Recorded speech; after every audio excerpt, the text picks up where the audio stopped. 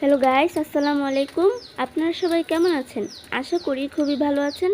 তো গাইস, আজকে আমি রান্না করব পাবদা মাছ। তার জন্য প্রথমে পাবদা মাছগুলোকে ভালো করে ভেজে নেব।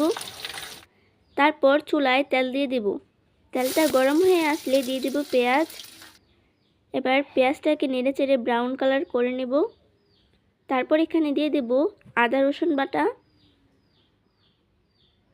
তারপর দিয়ে দেব হলুদের গুঁড়া, মরিচের গুঁড়া, ধনিয়া গুঁড়া আর সামান্য পানি। তারপর একটু নেড়েচেড়ে দেব। তারপর দিয়ে দেব জিরার গুঁড়া। এবার দিয়ে দেব স্বাদ মতো লবণ।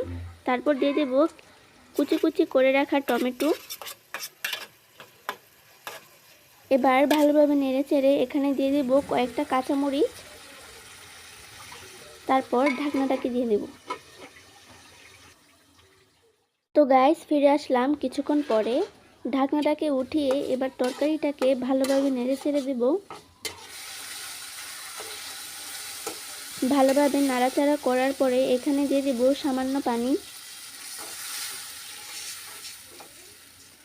তারপর ঢাকনাটাকে দিয়ে দেব।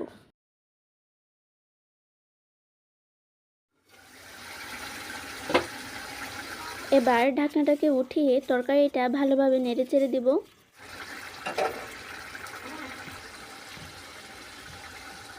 আর এ পর্যায়ে এখানে দিয়ে দেব ভেজে রাখা পাবদা মাছগুলো। এক এক করে আমি সবগুলো পাবদা মাছ এখানে দিয়ে দিচ্ছি। তারপর এখানে ঢাকনাটাকে দিয়ে দেব। তো গাইস, ফিরে আসলাম 10 মিনিট পরে। গাইস, আমার তরকারি রান্নাটা কিন্তু প্রায় শেষ। এ পর্যায়ে আমি এখানে কিছু ধনিয়া পাতা কুচি দিয়ে দেব।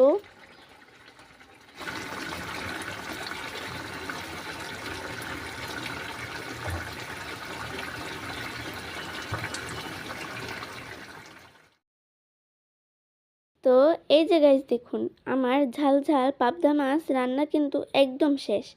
দেখুন কালারটা জাস্ট অসাধারণ। নিজেরটা নিজের কাছে ভালো লাগছে, আর খেতে এক কথায় অসাধারণ। অনেকে তো অনেকভাবেই এটা রান্না করে খায়, কিন্তু এভাবে কি রান্না করে খেয়েছেন? অবশ্যই কমেন্ট করে জানাবেন। তো গাইস, আমি এখন সবগুলো পাবদা মাছ একটা প্লেটের মধ্যে সার্ভ করব। মাশাআল্লাহ গাইস, দেখুন কতটা অসাধারণ হয়েছে। আজকের পাবদা মাছের রেসিপিটা দেখতেও যেমন লোভনীয়, খেতেও তেমন অসাধারণ। বাড়িতে অবশ্যই একবার হলেও ট্রাই করে দেখবেন। পাবদা মাছ তো অনেকে অনেকভাবে রান্না করে খেয়েছেন, কিন্তু এভাবে কি কখনো রান্না করে খেয়েছেন? অবশ্যই কমেন্ট করে জানাবেন। তো গাইস, আমার আজকের ভিডিওটা এ পর্যন্তই। আর আমার রান্নাটা কেমন হলো অবশ্যই কমেন্ট করে জানাবেন। আর যদি ভালো লাগে তাহলে চ্যানেলটিকে সাবস্ক্রাইব করে আমার পাশে থাকবেন। তো সবাই ভালো থাকবেন, সুস্থ থাকবেন। আল্লাহ হাফেজ।